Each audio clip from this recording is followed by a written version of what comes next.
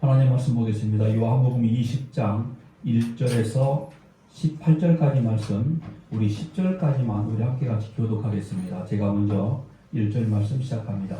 안식 후 첫날 일찍이 아직 어두울 때에 막달라 마리아가 무덤에 와서 돌이 무덤에서 옮겨진 것을 보고 시몬 베드로와 예수께서 사랑하시는 그 다른 제자에게 달려가서 말하되 사람들이 주님을 무덤에서 가져다가 어디 두었는지 우리가 알지 못하겠다 하니 베드로와 그 다른 제자가 나가서 무덤으로 갈새 둘이 같이 가는지라더니 그 다른 제자가 베드로보다 더 빨리 달려가서 먼저 무덤에 이르러 구부려 세마포 놓인 것을 보았으나 들어가지는 아니하였더니 시몬 베드로는 따라와서 무덤에 들어가 보니 세마포가 놓였고 또 머리를 쌌던 수건은 세마포와 함께 놓이지 않고 딴 곳에 쌌던 대로 놓여 있더라.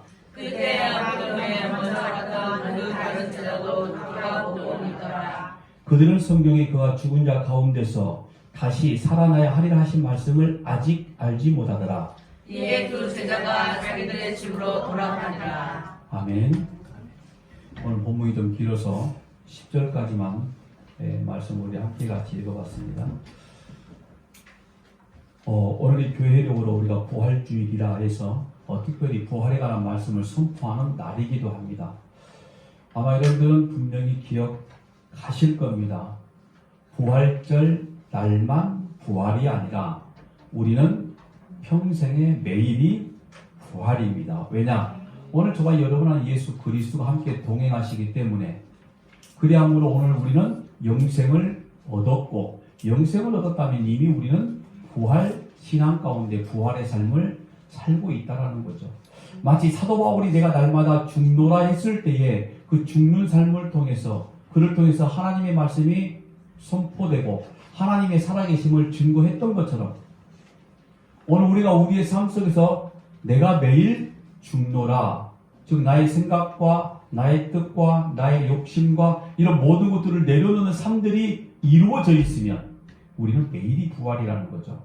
그런 의미에서 우리가 부활을 인식하고 봐야 사실 이 부활절 날만 부활이 아니라 매일 순간에 우리 안에 계신 예수 그리스도를 우리가 우리 입으로 고백할 수 있다라는 거죠. 시작은 이렇게 시작을 합니다. 그래서 특별한 날이 아니라 우리는 매일이 특별한 날이다 라는 말씀을 하는 겁니다. 그런데 여러분 성경을 읽다 보면 가끔 제가 또 설교하다 보면 과연 선포된 말씀이 사람의 이성적 판단으로 다 이해가 될까? 이해가 될까요? 전부 다? 저는 말씀을 준비하면서도 사실 이 본문 말씀은 이미 여러분들에게 한번 제가 설교했던 내용이기도 합니다. 물론 중복되는 말씀이 분명히 있을 겁니다. 그럼에도 이번 주 내내 이 말씀을 보면서 성경에 기록되는 하나님의 놀라운 믿음의 사건들이 진짜 사람이 이성적으로 판단되어져서는 안 된 말씀들이고 도저히 사람이 판단할 수 없는 말씀이구나. 그런 경험들을 우리는 매일매일 삶을 통해서 경험하게 될 겁니다.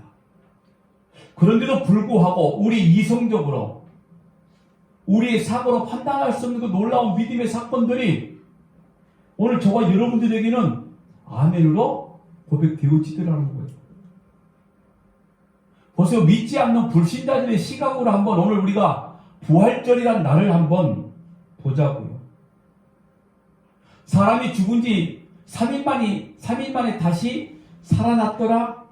이런 복음이 선포될 때에 과연 그 사람들이 믿을 수 있는 말인가요? 또 이렇게 말할 겁니다. 어느 자유신학자처럼 니들 아직도 그걸 믿니? 야, 너희가 믿는 예수 그리스도를 신적 존재로 만들려고 그렇게 했던 사실을 너희는 아직도 믿고 있어? 불신자들이 그런 거죠. 과연 그럴까요? 여러분 놀랍게도 믿는 사람들 안에도 그렇게 이야기를 하는 사람들이 있더라는 거죠. 어떤 경우에는 직분을 받고 수십 년 동안 예배당에 나와서 40년 만약에 신앙생활을 해왔다면 40년 동안 부활절을 지내왔음에도 불구하고 진짜 예수가 죽었다가 살아났을까?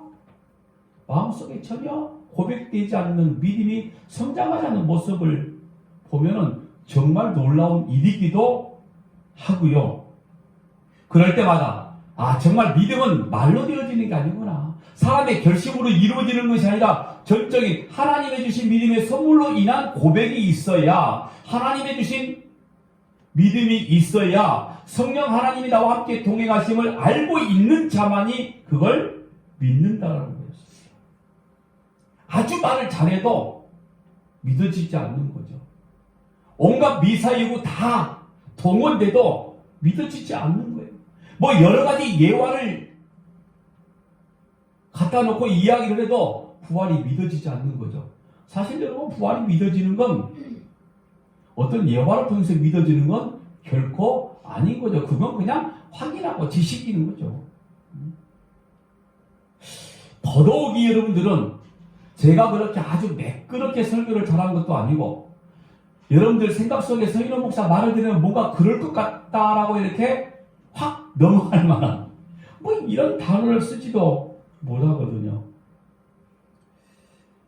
그런데 오늘 여러분들이 하나님의 말씀을 들으면서 아멘이란 고백이 나오게 되면 여러분들은 지금 여러분들이 늘 부활신앙을 가지고 있다라는 것이 되어지고요. 그게 바로 하나님의 말씀의 능력이라는 겁니다.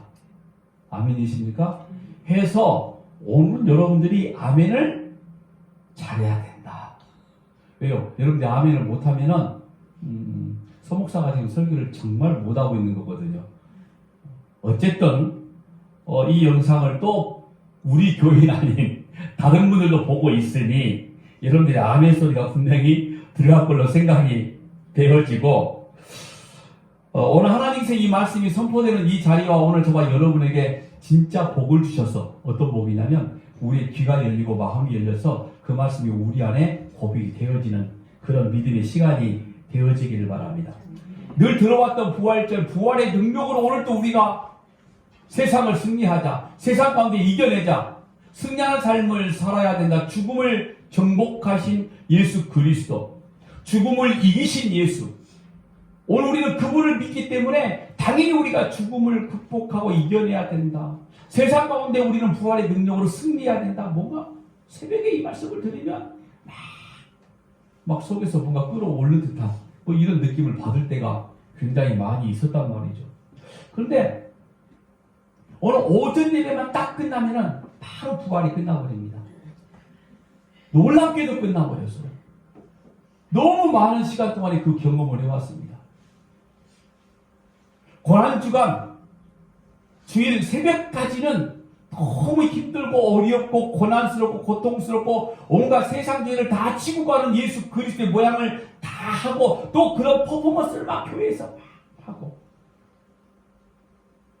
놀랍게도 너무 연기를 잘하는 것 같이 우리는 새벽만 되면 하얀 옷 입고 예배당에 나와서 입에서는 할렐루야 웃음꽃이 막 피어지고 진짜 부활된 것 마냥 놀랍게도. 그런데 왜 오전 예배만 마치면은 부활절 계란 하나 딱 들고 나가는 순간부터 부활절이 사라져버릴까요?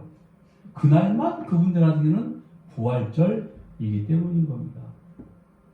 여러분, 이 부활에 관한 말씀을, 사복음서에 기록된 말씀을 아무리 살펴봐도 오늘 우리는 부활 신앙으로 우리가 세상 가운데 승리해야 된다는 말씀이 없더라고요.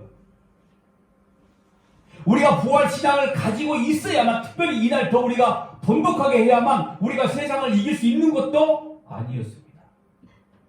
놀랍게도 성경은 사복음서를 통해서 오늘 저와 여러분에게 부활 신앙을 말하기 이전에 십자가의 죽으심의 이야기를 계속하고 있다는 사실이었고, 사도 바울의 서신서를 봐도 부활의 능력으로 여러분들이 세상 가운데 승리자가 되었다는 말씀 단 한 줄도 찾아본 적이 없습니다.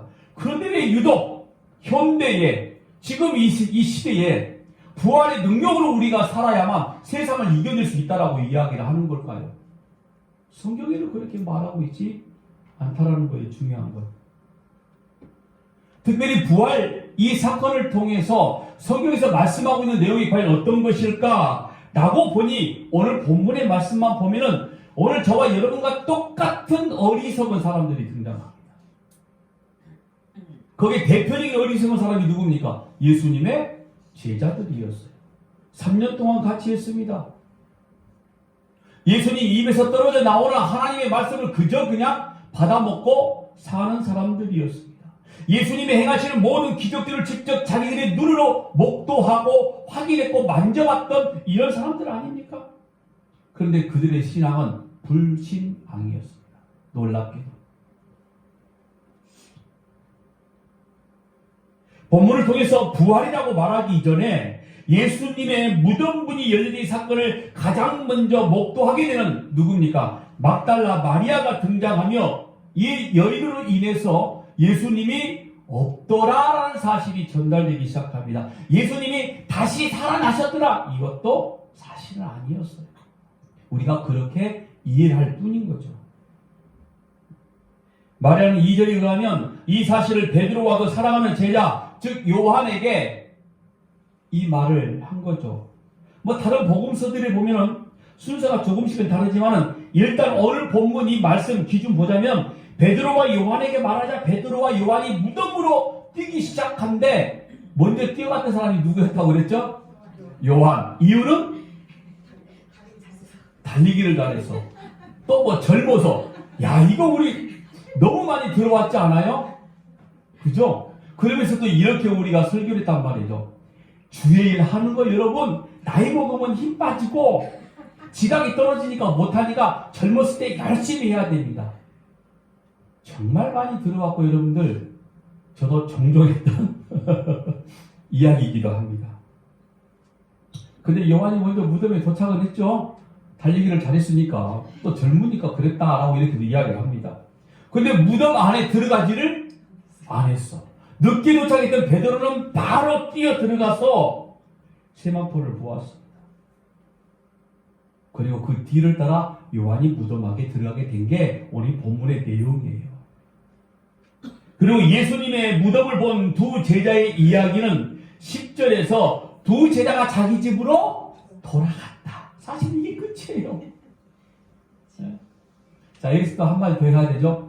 왜 먼저 갔던 요한은 들어가지 못하고 베드로는 왜 뛰어 들어갔을까? 베드로는 담대함이 있었다. 그리고 또 이야기합니다. 여러분 믿음은 담대해야 됩니다. 그저 갖다 붙이면 설교가 되는 거죠. 네? 혹시 여러분들도 그런 이상한 설교를 떠올리면 곤란한 겁니다. 그 이상한 설교들은 여러분들 머릿속에 다 지워야 돼요. 여러분 정말 여기에는 너무 어처구니 없는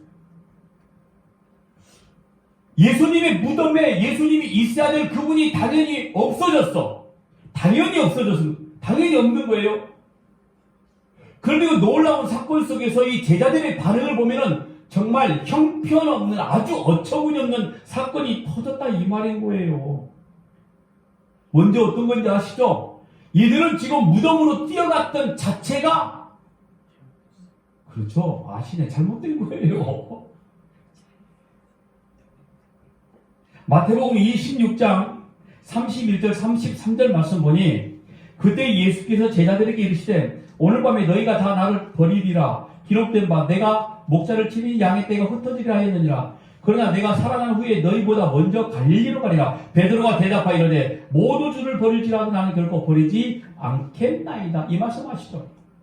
자, 예수님께서 잡히시기 직전 36절 이하에 나오는 겟세마네 기도가 있기 전에 바로 말씀하신 내용이었습니다. 이 대화 가운데 예수께서는 제자들에게 뭐라고 말씀하고 있냐면 내가 잡힐 거야. 그리고 내가 죽을 거야. 그리고 내가 다시 살아날 거야. 이 말씀까지 다 해버리셨어요. 근데 죽을 거야 라고 이렇게 말하니까 베드로가 자신있게 말한 내용이 어떤 겁니까? 다 주를 버릴지라도 결코 나는 주를 버리지 않겠나이다. 자, 여러분들은 이 설교를 두 번째 듣고 있으니까 어디에 지금 문제가 있는지 전부 다 알고 계실 겁니다. 잡힐 것도 말씀하셨고 제자들이 예수님을 버리실 것도 말씀하셨고 심지어 베드로 경우는 이 경우 아시죠? 닭 울기 전에 네가 나를 3번이나 부인할 것이다. 이번에는 그 이야기 안 합니다. 닭이 3번 울었느냐? 뭐 이 소리 안 합니다. 그걸 경험한 베드로는 심히 통곡했다라고 여기까지도 우리 성경에 기록되어 있는 말씀 아닙니까? 그러니까 예수님께서 미리 말씀하신 내용들이 지금 다 일어나고 있는 거였어요. 여러분, 이쯤 되면 3년 동안이나 예수님 입에서 나오는 하나님의 나라 말씀을 들었던 제자들은 예수님이 십자가에서 죽으시자마자 아니 조금 더 한번 기다려보자고요. 거기는 무서워서 가까이 가지도 못하고 군중들 속에 숨어 있었으니 예수님이 무덤에 들어가 무덤문이 딱 닫혔을 때에 그때 이 제자들은 실망하여 모여서 울고 있을 곳이 아니라 어디로 가야 되는 거죠? 그렇죠. 갈릴리로 가 있어야 돼. 아마 우리 숨교회 교인들쯤 되면은 딱 갈릴리 바닷가로 열심히 뛰어갈 겁니다. 웃는 것은 자신이 없는 거죠, 지금? 제자들은 이 상황을 보고 낙심이 아니라 기대가 있어야 되는 거죠. 진짜 예수님이 잡혔다? 우리가 진짜 버리고 있네? 최소한 이때만큼이라도 자기들의 마음이 예수님의 잡혀갔을 때에 도망가버린 이 순간만큼 최소한 다른 사람 11명은 다 빼고 베드로만큼이라도 통곡하고 울었으니 예수님의 말씀이 생각이 나서 그때부터라도 기대를 가지고 갈릴리로 가야 되는 거죠. 아니면 다른 제자들에게 이야기를 해야 되는 겁니다. 야, 진짜 주님 말씀대로 이루어지고 있다. 야, 정말 우리가 읽었던 구약에 나와 있는 대로 신명기서 말씀처럼 하나님의 말씀은 1.1획도 틀림이 없구나. 진짜구나. 그런데 왜 이들은 절망을 하고 그들이 왜 갈릴리로 가지 않았냐면 여전히 눈에 보이는 현상으로만 하나님의 말씀을 믿고자 한다는 거죠. 오늘 저와 여러분의 이야기인 겁니다.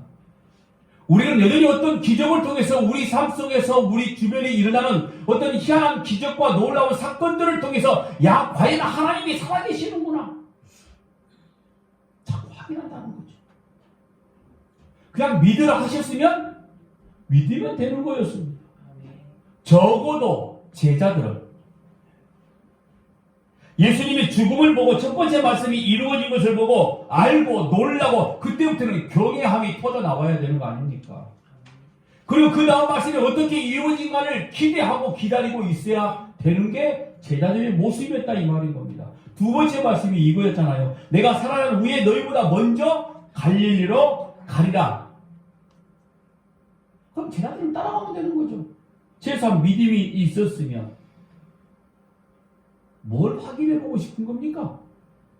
아니 막달라 마리아가 예수님이 시신이 없어 그랬으면 바로 갈릴리로 가야 되는 거지. 그걸 믿음이 있다라고 말하고 있는 베드로가 소위 수제자라고 말하고 있는 베드로와 요한이 변화산까지 따라갔던 인물 아닙니까? 요한이. 근데 뭘 확인해 보겠다고 빈 무덤을 쫓아가냐고요. 최소한 갈릴리로 가는 도중이었던지 아니면 갈릴리에 도착했던지 그들은 낙심했고요. 낙심하다 보니 그 자리에서 떠날 수 없었던 겁니다. 예루살렘에 머물러 있었고요. 그리고 그들은 미련하고 어리석게도 주님의 예수 그리스도 시신이 없는 것을 확인하고 있었더라는 거죠. 먼저 무덤에 들어간 담대한 믿음을 우리가 소유해야 되는 거예요. 베드로의 믿음을 먼저 열심히 뛰어간 요한의 믿음을 우리가 본받아야 되는 겁니까? 아니 가장 먼저 빈 무덤을 확인했던 막달라 여인의 작은 헌신의 믿음을 우리가 본받아야 되는 거예요? 많이 들어왔잖아요. 빈 무덤을 확인한 막달라의 마리아의 열심 헌신을 본받아야 된다. 그걸 왜 본받아야 되는 믿음이냐고요. 제자들은 눈에 보이는 사실만 보고 판단하고 그리고 사람이 가지고 있는 상식적인 벽을 뛰어넘지 못한 거예요. 내가 사고하고 내가 판단하고 있는 이성적인 벽을 이겨내지 못한 겁니다. 여러분 오늘 저와 여러분이 가지고 있는 믿음 가운데 가장 걸림돌이 되어지는 게 어떤 건지 아세요? 내 시각으로 내 생각으로 내 믿음의 눈으로만 판단하고 하나님이 허락하신 믿음의 벽을 뛰어넘지 못한다는 거예요. 인간 상식적인 선에서만 딱 거기까지만 보고 있다는 거죠. 여러분, 부활적인 사건뿐만 아니라 우리의 삶 속에 일어난 수많은 하나님의 거룩한 진리가 이루어져감에도 불구하고 우리는 그저 눈에 보이는 것만 확인하고 싶어 한다는 거예요. 믿음은 눈으로 확인되어지는 게 아닙니다. 하나님이 주신 선물로 그냥 믿어지는 게 믿음이라는 말씀인 거죠. 확인되어지면 그게 믿음입니까? 지식이 되어지는 거겠죠. 여러분, 믿음은 하나님이 주신 우리의 상식을 뛰어넘는, 아니 감히 상상할 수 없는 은혜란 말이죠. 제자들은 현실의 판단, 상식의 벽이라는 한계에 부딪히자 믿음을 그냥 포기해버렸습니다. 혹시 우리의 모습 아닙니까? 상식의 벽, 인간적인 한계, 여기에 딱 부딪히니 우리가 할 수 없는 거 해서 그냥 포기해버리는 거, 진리를 말하는 겁니다. 진리를 포기해버리는 거, 하나님을 향한 믿음을, 마음을 포기해버리는 거, 이걸 말하는 거예요. 진짜 믿음이라는 것은 현실적인 판단 이외에 계신 하나님을 바라보는 게 믿음임을 믿으시기 바랍니다. 그러니까 제자들이 경외한 예수님께서 죽으셨어도 그분이 최소한 하나님의 아들이었던 것만 우리가 기억하고 있었더라면 결코 제자들은 빈 무덤을 확인하지 않았을 거라 이 말인 겁니다.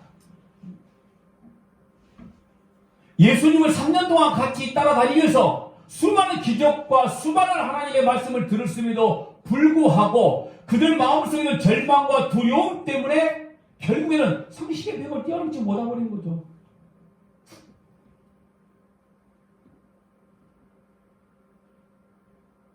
그런데 우리도 현실의 판단 앞에서 또 상식의 벽 앞에서 예수 그리스도보다 환경을 더 바라볼 때가 많이 있다라는 거였어요. 그게 이번 한 주간 동안의 말씀을 준비하는데 상당히 저한테 걸림돌이 되는 부분이었습니다. 눈에 보이는 것에 집착하는 건 누가 뭐래도 하나님을 향한 믿음이 아닙니다. 상식이 움직이는 것은 절대 하나님을 믿는 믿음이 아니다. 이건 뭐냐 그럼? 자기 자신을 믿는 가장 기본적인 인본주의 중심 속에 있다는 거였어요. 여러분, 그런 점에서 이 복음서들이 예수님의 부활 사건을 여인들의 입장에서 보고 있는 것을, 그리고 빈 무덤을 확인하고 있는 제자들의 모습을 보고 있으면서 일종의 꾸짖음, 예수 그리스도였지만 분노라고도 말할 수 있는 거예요. 이 말씀이 기록되어 있다는 것은, 이 말씀이 있다는 것은 이 말씀을 읽는, 이 말씀을 들었던 모든 구독자들, 즉 오늘 저와 여러분, 너희들도 여기서 결코 벗어날 수 있는 인물들이 못 된다고 지금 한 번 더 하나님이 책망이라 이런 말인 거예요. 요한복음에서는 제대로 나타나고 있지 않지만 마태복음에서도 예수님께서 여자들을 만나서 하신 말씀은 갈릴리로 가라 이거였어요. 제자들뿐만 아니라 마태복음 28장 10절입니다. 이에 예수께서 이르시되 무서워하지 말라. 가서 내 형제들에게 갈릴리로 가라 하라. 거기서 나를 보리라 하신다. 안 갔단 말이에요. 그런데 중요한 건 안 갔단 말이에요. 마가복음에서 여인들에게 나타난 천사가 여인들에게 전한 내용이 갈릴리로 가라는 메시지였습니다. 마가복음 16장 7절입니다. 가서 그의 제자들과 베드로에게 이르기를 예수께서 너희보다 먼저 갈릴리로 가시나니 전에 너희에게 말씀하신 대로 너희가 거기서 배우리라 하는지라. 가라는 거였단 말이에요. 무조건. 그러면은 막달라 마리아와 그리고 제자들은 무조건 지금 갈릴리로 가야 될 상황인 거죠. 그러니까 부활의 증인으로 섰던 막달라 마리아와 그리고 제자들을 지금 예수님은 꾸짖고 계신 거예요. 너희들 이 정도밖에 되지 않았니? 그 수많은 것들을 바라보고 너 죽은 나사로 봤잖아. 살아나온 걸. 이게 나의 부활을 말하는 거라고 이미 내가 설명했었잖아. 그런데도 모르겠어? 바로 이거죠. 왜 여러분들이 지금 똑같은 말씀을 평생 성사를 통해서 드려야 되냐면 평생? 그 전에 제가 먼저 갈 수 있겠군요.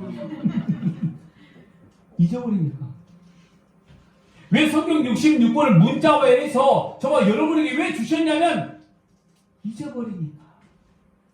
우리의 믿음은 진리 이외에 우리가 세움받지 못하면 어김없이 여지없이 무너지고 깨지고 상처나고 희석되어지고 지 마음대로 만들어내는 지가 복음이 만들어지고, 그래서 우리가 진리 가운데 있으라는 거예요. 제자들은 여러분 예수님의 말씀을 직접 들은 이들이고, 이들은 계시의 말씀을 가진 자들이기 때문에 여인들보다 사실은 훨씬 더 이 사실을 잘 알고 먼저 갈릴리로 가야만 했었다 이 말인 겁니다. 누가복음에는 여인들은 천사의 말을 듣고, 누가복음 24장 8절 말씀 보니까 저희가 예수의 말씀을 기억하고 이렇게 이야기를 했어요. 그나마 다행스럽게 이제. 그런데 아직 갈릴리로 뛰어가진 않았습니다. 그리고 사도들은 이 이야기를 듣고 뭐라고 말하고 있냐면은 누가복음 24장 11절 말씀 보니까 사도들은 저희 발이 허탄한 듯이 배어. 당신 잘못 본 거야. 다시 한번 확인 한번 해봐. 어떻게 이미 죽은 사람이 없어져? 야, 죽은 사람이 어디 뭐 걸어가? 날아가? 뭐 이런 거 아니겠어요? 우리말로 표현한다고 그러면은 허탄하듯이 우습게 봤다 이 말인 거예요. 너 지금 우리에게 사기치고 있는 거지? 바로 이런 말이다 이 말인 거죠. 그리고 이어지는 내용을 보면은 엠마오라는 두 제자의 이야기가 등장합니다. 거기에 보면 13절에는 그날에라고 이렇게 이야기하고 있거든요. 그러니까 그날에 이게 무슨 말이냐면 분명히 무덤에서 예수님이 없어진 것을 경험한 그날, 엠마오로 가는 두 제자가 지금 그날에 지금 이렇게 이야기를 하고 있는데, 근데 그날에 이 모든 일 된 일을 우리가 서로 이야기하고 있다라고 말씀하고 있잖아요. 자 보세요. 누가복음 24장 24절입니다. 또 우리와 함께한 자 중에 두어 사람이 무덤에 가 과연 여자들의 말한 바와 같음을 보았으나 예수는 보지 못하였느니라 하거늘 시체가 없더라 이거였어요. 그러니까 이 사람들도 예수님의 부활을 직접 경험한 사람들이었다 이 말인 거죠. 근데 끝까지 예수님의 가르침을 기억하지 못하고 있는 거예요. 내가 다시 살아나리라. 너희들보다 먼저 내가 갈릴리로 가리라. 이 말씀을 끝까지 지금 기억하지 못하고 있는 거죠. 아주 어리석음과 불신앙의 극치를 보여주고 있는 겁니다.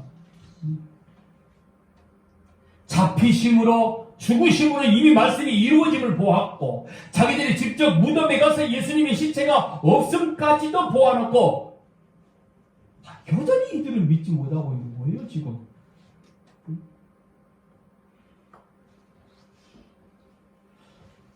그래서 우리는 8절 말씀과 이 오늘 본문의 말씀 우리가 눈여겨봐야 될 필요가 있는 겁니다. 24절 이하에 이어진 내용도 유심히 봐야 될 내용이 어떤 거냐면 제자들이 믿지 않았다는 거예요. 그러면 예수님께서 이 믿음 없는 이들을 어떻게 하실까요? 믿게 하시기 위하여. 자, 여기서 부활이, 우리가 부활절날, 오늘 우리에게 부활절이라는 이런 날을 기념해서 우리가 만약에 지키고 있다 하면 왜 이렇게 우리가 해야 되냐면 믿게 하시기 위함이었다라는 겁니다. 그래서 사실 부활이라는 이 사건은 예수님께서 부활이라는 것을 이루심으로 그 사건, 그 사실, 하나님의 아들 된 구원자임을 바로 제자들에게 믿게 만드시기 위한 방편이었다라고 말씀을 하고 있는 거예요. 그 일이 실제로 세상 가운데 지금 나타나고 있는 거 아닙니까? 신앙적인 면에서 부활은 예수님의 약속하심을 믿지 않는 믿음 없는 제자들에게 뭘 주냐? 믿음을 주시기 위함이었다는 거예요. 여러분 잘 들어보세요. 예수님이 부활이 없으면 우리의 신앙도 헛된 거다라는 말씀이 분명히 있습니다. 그러니까 예수님이 부활이 없으면 우리의 신앙이 헛된 거다. 이 말은 무슨 말이냐면은 예수님께서 부활하지 않으셔서 우리의 믿는 건 전부 다 잘못된 믿음이다. 이게 아니라 이건 믿어짐으로 인해서 하나님의 아들이 이 땅에 하신 일을 믿어진다는 이런 말이거든요. 그러니까 예수님께서 부활하지 아니하셨으면이 아니라 예수님의 부활 사건을 믿지 못하면 우리의 믿음이 헛거다라는 거죠. 왜? 영생함을 모른다는 거예요. 예수님이 내 안에 임마누엘로 함께 하신다는 것을 모르기 때문에 헛된 거라고 이렇게 말씀을 하는 겁니다. 예수님의 부활 사건이 우리의 부활, 여러분, 예수님이 부활하지 않으셨어도 이미 우리는 예수님 이 땅에 우리가 오기 이전에 만세대를 선택을 받은 자들이 아닙니까? 영생은 이미 그때 주어졌단 말이에요. 그러면은 부활 사건을 보여주고 뭡니까? 믿음이 확고한, 그리고 우리의 믿음이 연약하다 보니 분명히 믿지 못하고 뻔히 알고 계신 거죠. 그래서 믿음을 갖게 하기 위해서 제자들에게 이렇게 말씀하고 있는 거죠. 부활절날 우리가 어떤 행사 퍼포먼스를 통해서 행사를 밝히 보여주고 이런 문제가 아니라 이 날에 오늘 우리는 우리의 믿음 없음을 고백하고 통회하는 날이 되어야 된다, 이런 말인 거죠. 예수님의 부활은 우리의 믿음 없음을 보여주는 날인 거예요. 우리 연약해진 나약해진 믿음을 증거되는 날이다, 이 말인 겁니다. 예수님의 죽음이 우리의 십자가의 구속으로 우리가 차라리 승리한 날이라고 이야기를 해야 되는 거고요. 부활은 오늘 저와 여러분의 믿음 없음을 찍어서 믿음 없는 자들아, 제자들에게 말씀하셨던 거예요. 이걸 우리가 봐야 되는 게 부활절이라, 이 말인 겁니다. 여러분, 사실상 부활이라는 사건, 예수님께서 부활이라는 일을 이루심이에요. 이루심. 우리 눈에 보여주시기 위해서. 그 일이 실제로 세상 가운데 지금 나타나고 있었던 거 아닙니까? 그럼 우리가 시간적인 면에서 우리가 부활을 바라볼 때 기억하십시오. 예수님의 약속하심을 믿지 않는 믿음 없는 제자들에게 믿음을 주시는 사건. 세상의 힘든 일과 세상의 수많은 일들을 통해서 오늘 저와 여러분의 믿음이 떨어지고 빠지고 없어지고 사라지고 약해지고, 이런 때에 이 날을 통해서 다시 한번 오늘 저와 여러분의 믿음이 새롭게 성장하게 되어지고 생명을 얻게 되는 이 날, 이게 바로 부활절 날이라는 거죠. 예수님께서 보여주고 증명하여주고 믿게 하시는 결정적인 사역의 마무리가 부활로 마무리가 되어지는 거라는 거죠. 그러니까 우리는 이 부활을 통해서, 이 부활이라는 단어, 아니 오늘 저와 여러분이 매일매일 영생 가운데 지금 살고 있는 내 안에 이미 하나님의 나라가 이루어져 있기 때문에 우리의 믿음은 매일매일 견고해져야 된다는 말씀을 하고 싶은 거죠.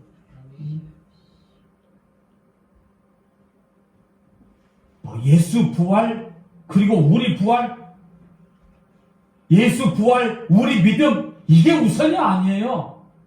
자꾸 우리는 순서를 너무나 지금 잘못 까먹고 있어. 수많은 기적들과 죽은 자를 살리신 사건을 통해서도 이미 부활이 무엇인지를 다 설명해 주었고, 악한 질병들 다 치료해 주시고 귀신을 쫓아내는 사건들을 통해서 얘들아, 하나님의 나라는 이런 것들이 없는 나라야 라고 이미 보여주셨단 말이에요. 무덤에 들어간 나사로를 끄집어내면서 이게 부활이라는 거야, 너희들은 이렇게 다시 살아왔던 존재야라는 걸 보여주었음에도 불구하고 그들은 믿지 못했더라, 이거죠. 아마 우리말로 이렇게 표현해 볼 수 있을 것 같아요. 부모가 말 안 듣는 자식들에게 참 징글징글하게 말 안 듣는다. 내가 너에게 한 번, 두 번 이야기했니? 수십 번, 수백 번 말했다. 야, 이 정도 내가 잔소리했으면 나 돌붙이도 돌아 앉겠다. 이 소리는 저희 고향에 계신 우리 어머니의 말씀입니다. 저한테 하셨던 말씀입니다. 얼마나 말을 안 들었으면 세상에 움직이지도 못하는 돌붙여가 이 정도 잔소리했으면 돌아섰겠다. 누구의 모습인 거죠? 제자들의 모습, 우리의 모습이거든요. 지금 우리말로 쉽게 표현해서 예수님께서 아마 이렇게 말씀하셨을 수도 있겠다. 베드로가 이미 받고 요한도 보았습니다. 그때 8절에 이렇게 말하죠. 같이 한번 볼까요? 그때야 무덤에 먼저 왔던 그 다른 제자도 들어가 보고 믿더라. 그때야. 그리고 믿더라. 근데 다른 제자도 라고 말하죠. 그러니까 8절의 정확한 말씀의 뜻이 뭐냐면요, 요한이 예수님은 계시지 않고 세마포와 머리를 감쌌던 수건을 보고서야, 이게 그때서야 믿었다. 근데 바로 그 순간 그런 갈릴리로 뛰어갔느냐? 바로 안 갔더라. 이렇게 말합니다. 나는 물고기나 잡으러 가야 되겠다라고 베드로가 말했더니 참 쓸개 빠진 인간들인 거죠. 그것도 같이 가겠다고 졸래졸래 따라가고 있는 제자들. 뭐하러 간 거죠? 물고기나 잡으러 가야 되겠다. 잘 들어보세요. 단순하게 물고기가 아니라 그 예전에 예수님을 만나기 이전의 삶으로 내가 돌아가겠다 이런 말이었어요. 다른 제자들 다 예수를 버리실지라도 나는 절대로 예수님 버리지 않는다니까요. 두고 보세요. 아니 어떻게 예수가 내 발을 씻나요? 이렇게 말했던 베드로가 물고기나 잡으러 가야 되겠다. 이전 삶으로 돌아간다는 거죠. 여러분 그래서 이 부활 사건은 제자들의 믿음을 이끌어내는 겁니다. 다시 발생되어지게 다시 촉진되게끔 만들어준 사건이라는 거예요. 우리는 이 부활 사건을 하나씩 하나씩 보여주시고 증명하심으로써 제자들에게 8절의 결과처럼 믿음이 조금씩 일어나기 시작할 겁니다. 여러분 이 사실이 왜 은혜롭고 왜 놀라운 거냐면 오늘 저와 여러분의 믿음은 선천적으로 타고나지 않거든요. 하나님이 주신 선물이 있어야만 그 믿음을 받아야만 가능하기 때문에 그런 겁니다. 제자들 역시 마찬가지, 오늘 우리 역시 마찬가지. 여전히 무지하고 미련해서 세상에 수많은 일들에 우리의 마음을 빼앗기는 거 어찌 보면 당연하다 싶지만 그 당연함을 깨뜨려 버리시는 거예요. 부활이 믿음 가운데 이끌어내신다는 거죠. 우리의 모든 믿음이 결국 이거 아닙니까? 나를 통해서 이루어지는 것이 아니라 전적인 예수 그리스도의 믿음을 통해서 오늘 우리에게 이루어진다는 사실인 겁니다.